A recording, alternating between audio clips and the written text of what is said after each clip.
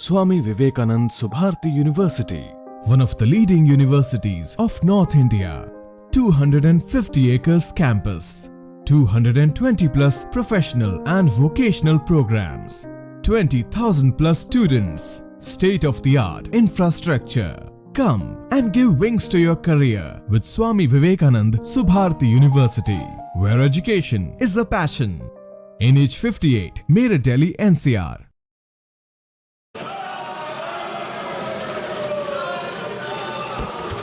श्रीमती प्रियंका गांधी वाड़ा।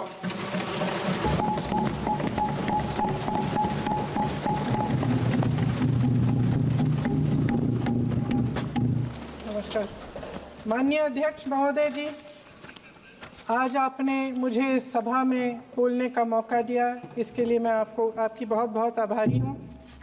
सबसे पहले जो सुरक्षाकर्मी, जो जवान अफसर 13 दिसंबर को संसद की सुरक्षा के लिए शहीद हुए, उनके प्रति मैं श्रद्धांजलि व्यक्त करना चाहती हूँ।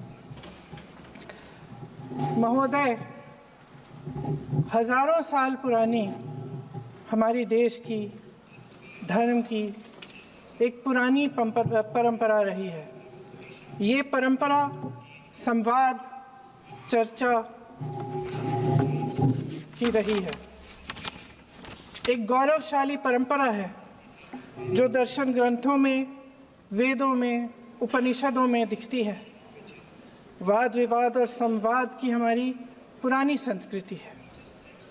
अलग अलग धर्मों में भी, इस्लाम में, सूफियों में, बौद्ध धर्म में, जैन धर्म में, सिख धर्म में भी ये वाद संवाद, ये चर्चा बहस, इसकी संस्कृति रही है। इसी परंपरा से उभरा हमारा स्वतंत्रता संग्राम। हमारा स्वतंत्रता संग्राम विश्व में एक अनोखा संग्राम था, एक अनोखी लड़ाई थी जो अहिंसा और सत्य पर आधारित थी। ये वाद संवाद की जो परंपरा है, इसको इस संग्राम ने आगे कैसे बढ़ाया? क्योंकि ये जो संग्राम था, ये जो लड़ाई थी हमारी आज़ादी के लिए, एक बेहद लोकतांत्रिक लड़ाई थी। इसमें देश के किसान, देश के जवान, देश के मजदूर, देश के अधिवक्ता, देश के बुद्धिजीवी, चाहे किसी भी जाति के हों, चाहे किसी भी धर्म के हों, चाहे किसी भी भाषा को बोलते हों, सब इस स्वतंत्रता संग्राम में शामिल हुए। सब ने हमारे देश की आज़ादी की लड़ाई लड़ी।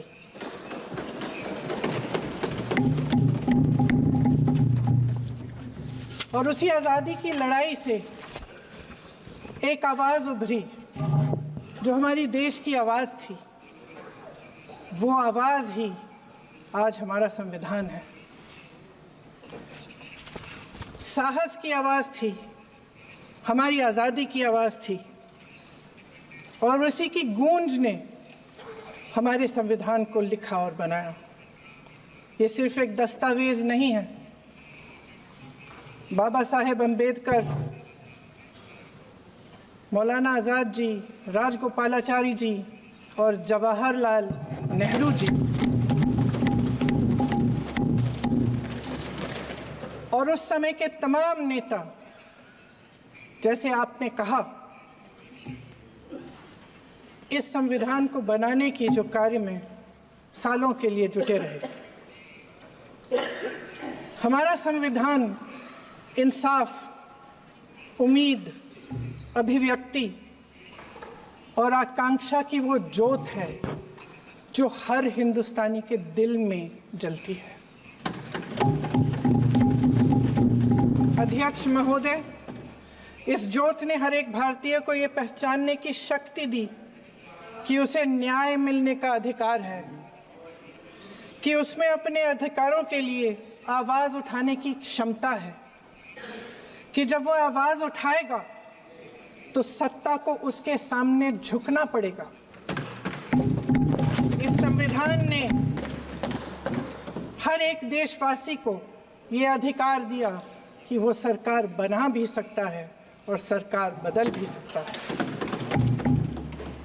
ये जोत जो हर हिंदुस्तानी के दिल में जलती है, उसने हर हिंदुस्तानी को ये विश्वास दिया कि देश की संपत्ति में, देश की दौलत में, संसाधनों में उसका भी हिस्सा है, कि उसे एक सुरक्षित भविष्य की उम्मीद का अधिकार है, कि देश बनाने में भी उसकी भागीदारी है। उम्मीद और आशा की ये जोत मैंने देश के कोने कोने में खुद देखी है। उन्नाव में मैं एक रेप पीड़िता के घर गई, उसे जलाकर मार डाला था। वो शायद 20-21 साल की होगी। हम सबके बच्चे हैं। हम सोच सकते हैं कि अगर हमारी बेटी के साथ बार बार बलात्कार हुआ और फिर जब वो अपनी लड़ाई लड़ने के लिए गई तो उसको जलाकर मार डाला गया होता तो हम पर क्या बीतती। मैं उस बच्ची के पिता से मिली। उसके खेत जलाए गए थे, उसके भाइयों को पीटा गया था, उसके पिता को बाहर से घर के बाहर घसीट कर मारा गया था। उस पिता ने मुझे बताया कि बेटी, मुझे न्याय चाहिए। मेरी बेटी अपने एफआईआर को दर्ज करने के लिए जब जिले में गई तो उसको मना किया गया। अगले जिले में जाना पड़ा उसे। वो रोज सुबह 6 बजे उठकर तैयार होकर अकेली अपने मुकदमे को लड़ने के लिए अगले जिले में ट्रेन से जाती थी। उसके पिता ने मुझे कहा कि मैंने उससे कहा, बेटी अकेले मत जाओ, छोड़ दो ये लड़ाई। लेकिन उसकी बेटी ने उसको जवाब दिया कि नहीं पिताजी, मैं अकेली जाऊंगी, मैं लड़ूंगी, ये मेरी लड़ाई है, मैं इसको लड़ूंगी। ये लड़ने की क्षमता, ये हिम्मत उस लड़की को और करोड़ों भारत की नारियों को हमारे संविधान ने दी। आगरा में मैं अरुण वाल्मीकि के घर गई। अरुण वाल्मीकि पुलिस स्टेशन में काम करता था, सफाई का काम करता था। आप सोच सकते हैं हमारी तरह उसका भी परिवार था। नई नई शादी हुई थी, 2-3 महीनों का बच्चा था। पुलिस स्टेशन में चोरी हो गई। चोरी का इल्जाम उस पर लगाया गया। उसके पूरे परिवार को उठाकर पुलिस स्टेशन में ले गए। आप हंस रहे हैं, लेकिन ये गंभीर बात है। और क्या गंभीर बात। शर्म करो, शर्म। अरुण वाल्मीकि को पीट पीट के मार डाला, उसकी बीवी को पीटा, उसके पिता के नाखून निकाले, उसके पूरे परिवार को पीटा गया। जब मैं उस जवान महिला से मिलने गई जो अभी अभी विधवा हुई थी, तो उसने मुझे कहा कि दीदी, हमें सिर्फ एक चीज चाहिए, हमें न्याय चाहिए और हम इस न्याय के लिए लड़ते रहेंगे, चाहे कुछ भी हो जाए। ये हिम्मत उस महिला को हमारे संविधान ने दी।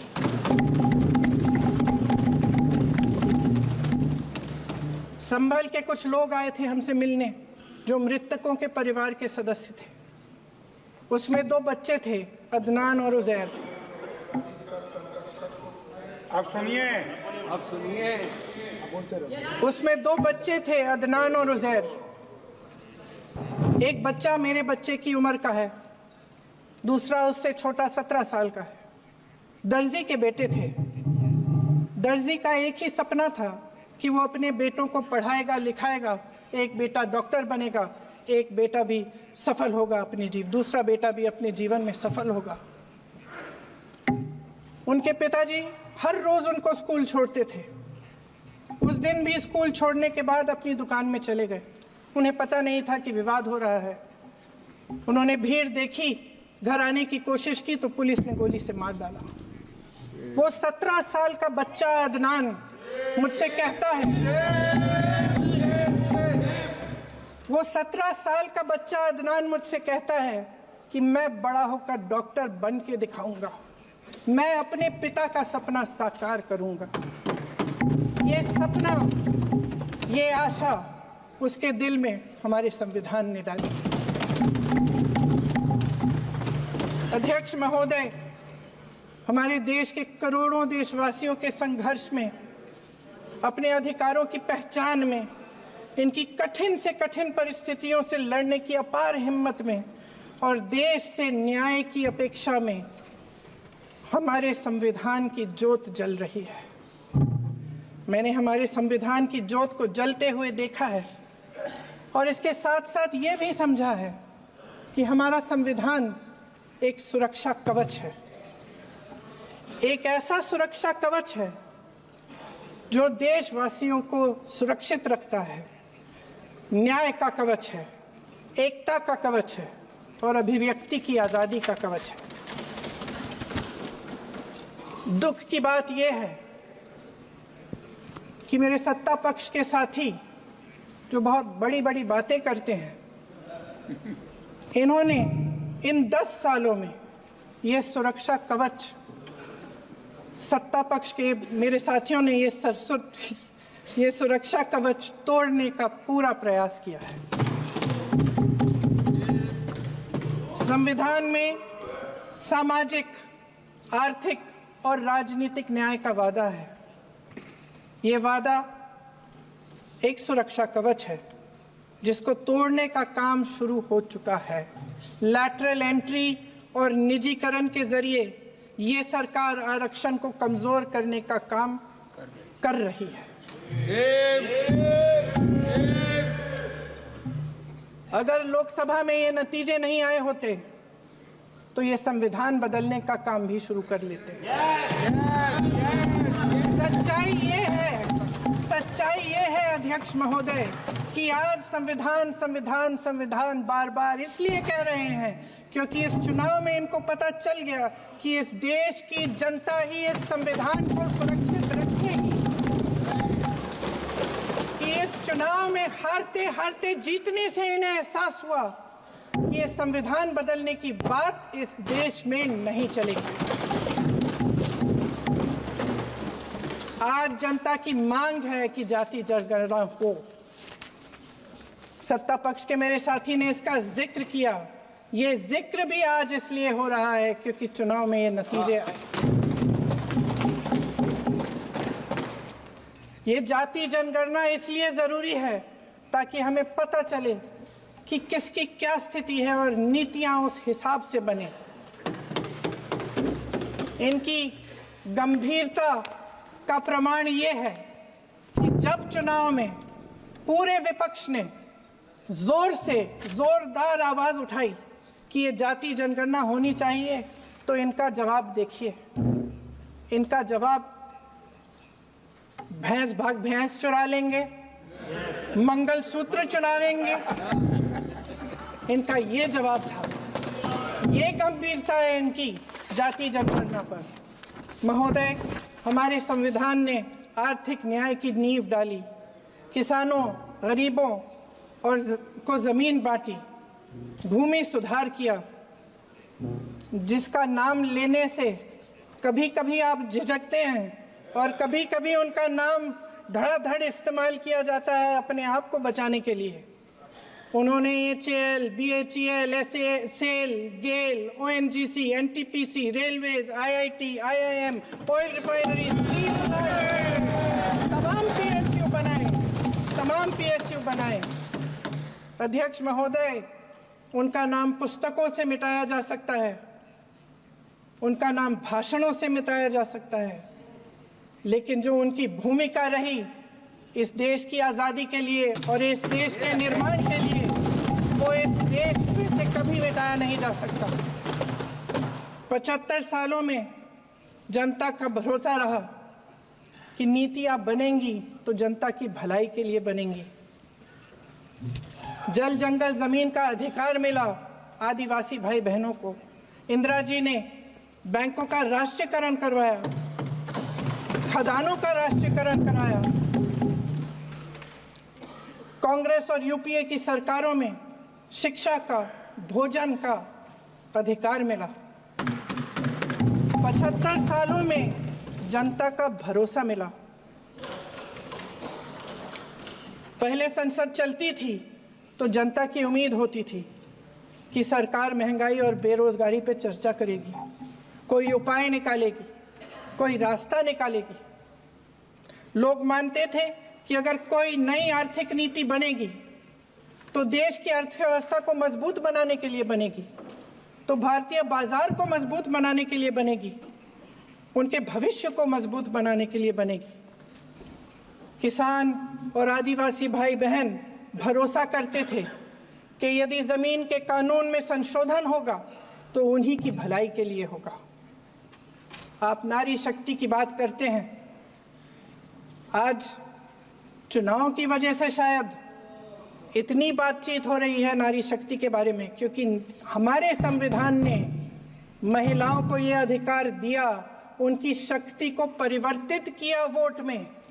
और आज आपको पहचानना पड़ रहा है कि महिलाओं के बिना, कि नारी शक्ति के बिना ये सरकारें नहीं बन सकती हैं। इसीलिए आज आप नारी शक्ति की बातें दोहरा रहे हैं। जो आप नारी शक्ति का अधिनियम लाए हैं उसको लागू क्यों नहीं करते? वो 10 साल बाद लागू क्यों होगा? क्या आज की नारी 10 साल इंतजार करेगी उसके लागू करने के लिए? क्या बात है, क्या बात है।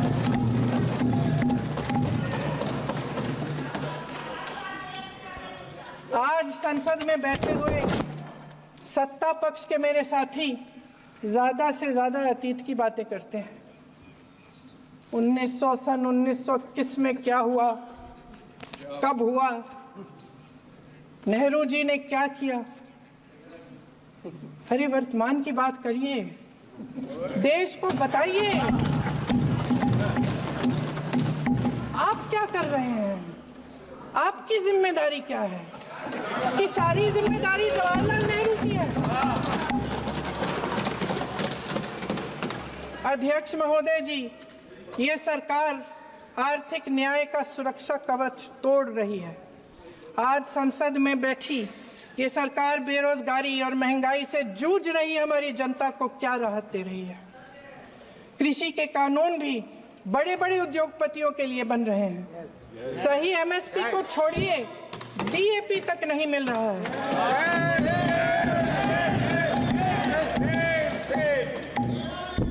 वायनाड से लेकर ललितपुर तक इस देश का किसान रो रहा है। आपदा आती है तो उसको कोई राहत नहीं मिलती। भगवान भरोसे है आज इस देश का किसान, उसको छोड़ दिया गया है। आज हिमाचल में देखिए, जितने भी कानून बने हैं वो सब बड़े बड़े उद्योगपतियों के लिए बन रहे हैं। हिमाचल में जो सेब उगता था उसके जो छोटे छोटे किसान हैं वह रो रहे हैं, क्योंकि एक व्यक्ति के लिए सब कुछ बदला जा रहा है। सुनने की हिम्मत रखो। मैं अध्यक्ष महोदय जी, अध्यक्ष महोदय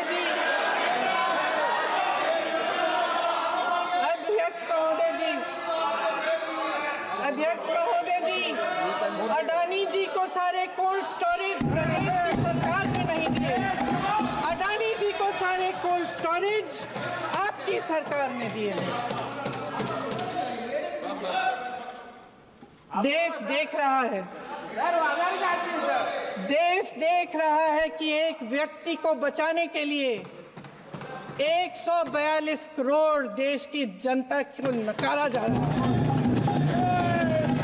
सारे बिजनेस, सारे संसाधन, सारी दौलत, सारे मौके एक ही व्यक्ति को सौंपे जा रहे हैं। सारे बंदरगाह, एयरपोर्ट्स, सड़कें, रेलवे का काम, कारखाने, खदाने, सरकारी कंपनियां सिर्फ एक व्यक्ति को दी जा रही है।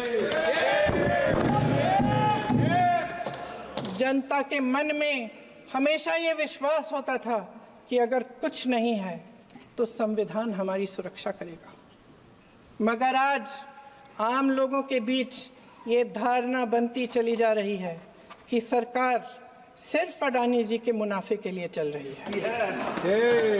देश में बहुत तेजी से गैर बराबरी बढ़ रही है।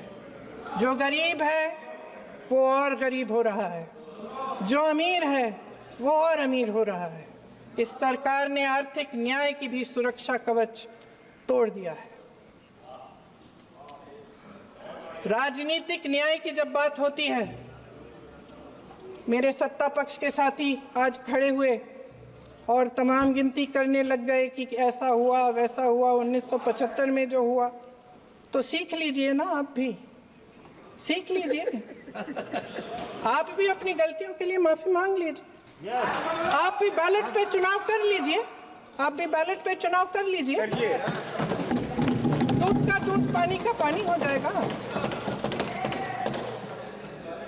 आप राजनीतिक न्याय की बात करते हैं, सरकारों को पैसों के बल पर गिरा देते हैं।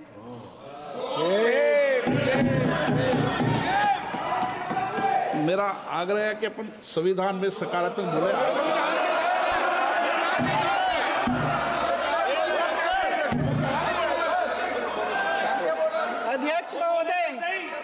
अध्यक्ष महोदय, सत्ता पक्ष के हमारे साथी ने एक उदाहरण दिया उत्तर प्रदेश की सरकार का, तो मैं भी एक उदाहरण दे देती हूँ महाराष्ट्र की सरकार का।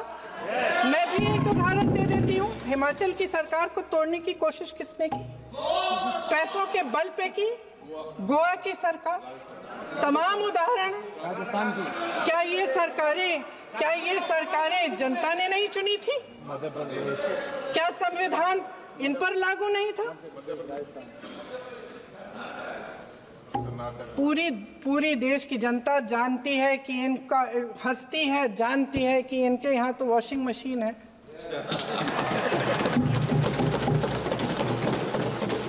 तो यहाँ से वहां जाता है वो धुल जाता है। इस तरफ दाग, उस तरफ स्वच्छता। और मेरे कई ऐसे साथी हैं जो इस तरफ होते थे उस तरफ चले गए, मुझे दिख भी रहे हैं वॉशिंग मशीन में, शायद धुल गए हैं। अध्यक्ष महोदय, जहां भाईचारा और अपनापन होता था, जहां हमारे संविधान ने एकता का सुरक्षा कवच दिया था, वहां शक और घृणा के बीज बोए जा रहे हैं। एकता का सुरक्षा कवच तोड़ा जा रहा है। प्रधानमंत्री जी यहाँ सदन में संविधान की किताब को यूं माथे से लगाते हैं, लेकिन संभल में, हाथरस में, मणिपुर में जब न्याय की गुहार आती है, उठती है, तो उनके माथे पे शिकन तक नहीं आता।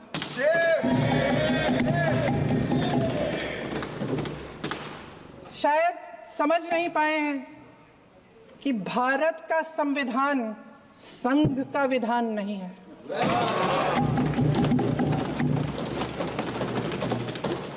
भारत के संविधान ने हमें एकता दी, हमें आपसी प्रेम दिया। उस मोहब्बत की दुकान जिस पर आपको हंसी आती है, उसके साथ करोड़ों देशवासी चले। करोड़ों देशवासियों के दिल में एक दूसरे के लिए प्रेम है, घृणा नहीं है।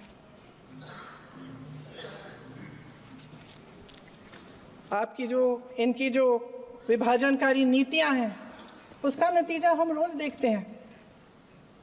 राजनीतिक फायदे के लिए संविधान को छोड़िए, देश की एकता को भी ये रख नहीं सकते, इसकी सुरक्षा नहीं कर सकते।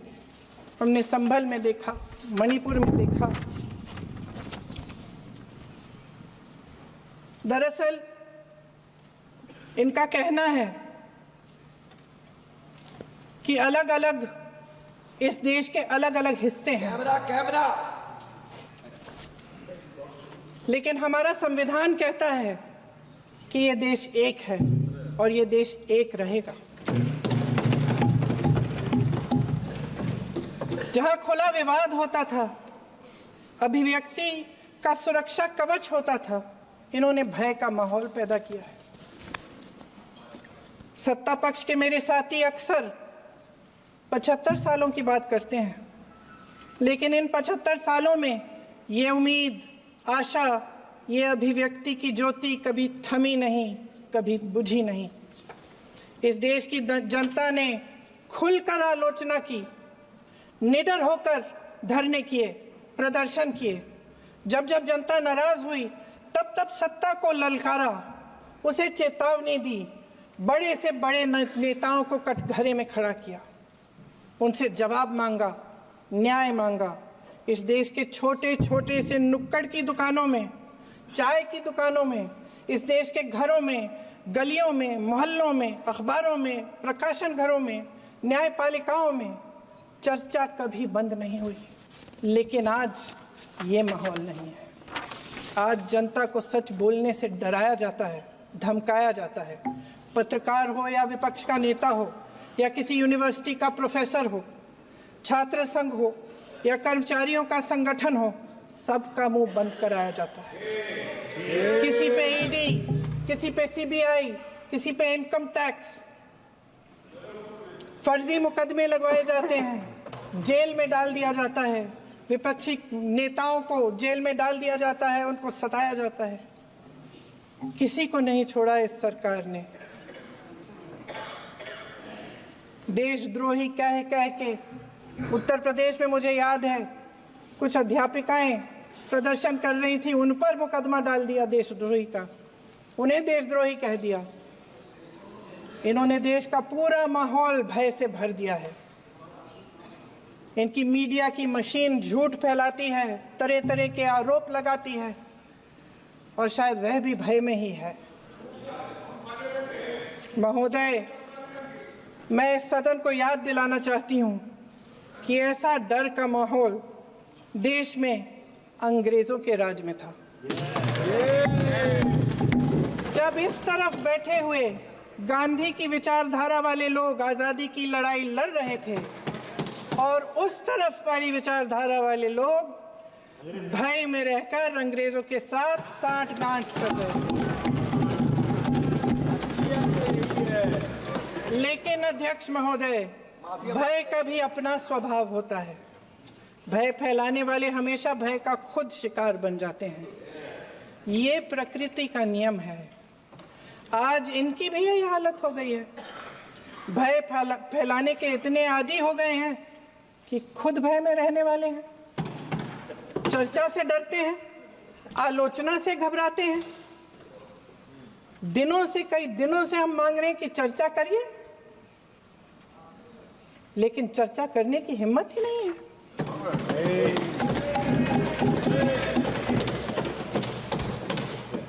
एक कहानी होती थी अध्यक्ष महोदय, शायद बचपन में आपने भी सुनी होगी। राजा भेष बदलकर बाजार में आलोचना सुनने जाता था। ये सुनने जाता था कि प्रजा मेरे बारे में क्या कह रही है, मैं सही रास्ते पे चल रहा हूं कि नहीं। लेकिन आज का राजा, भेष तो बदलते हैं आज के राजा, शौक तो है उनको भेष बदलने का, लेकिन ना जनता के बीच जाने की हिम्मत है और ना आलोचना सुनने की। महोदय, मैं तो सदन में नहीं हूं।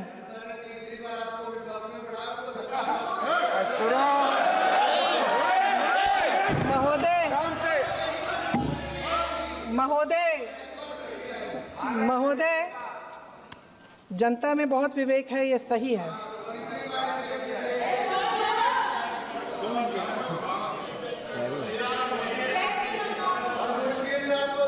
अच्छा महोदय, मैं सदन में नहीं हूँ,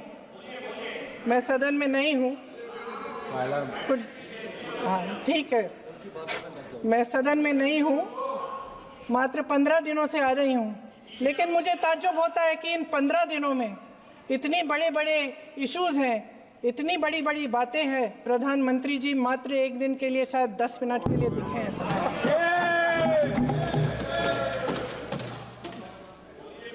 बात यह है अध्यक्ष महोदय जी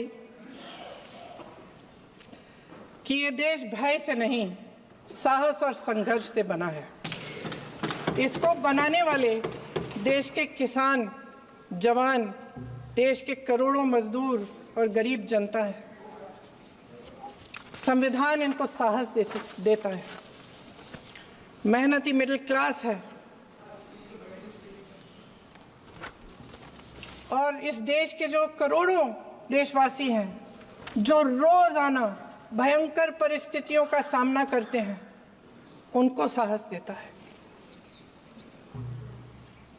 वायनाड में जो आपदा आई, उसमें एक छोटा लड़का था 17 साल का। 6 घंटों के लिए उसने अपनी माँ को बचाने की कोशिश की। 6 घंटों के लिए आप सोच सकते हैं कि अगर नदी की धारा बह रही है, नाराज है, आप अपनी माँ को पकड़े हो, 6 घंटों के लिए पकड़े रखते हो कि मेरी माँ बच जाएगी, और अंत में वो माँ भी बह जाती है।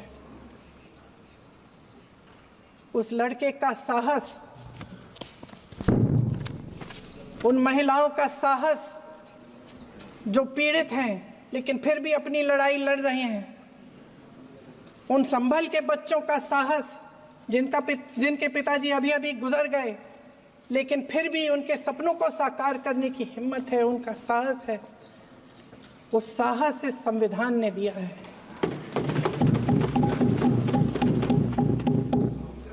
वो आत्मविश्वास इस संविधान ने दिया है।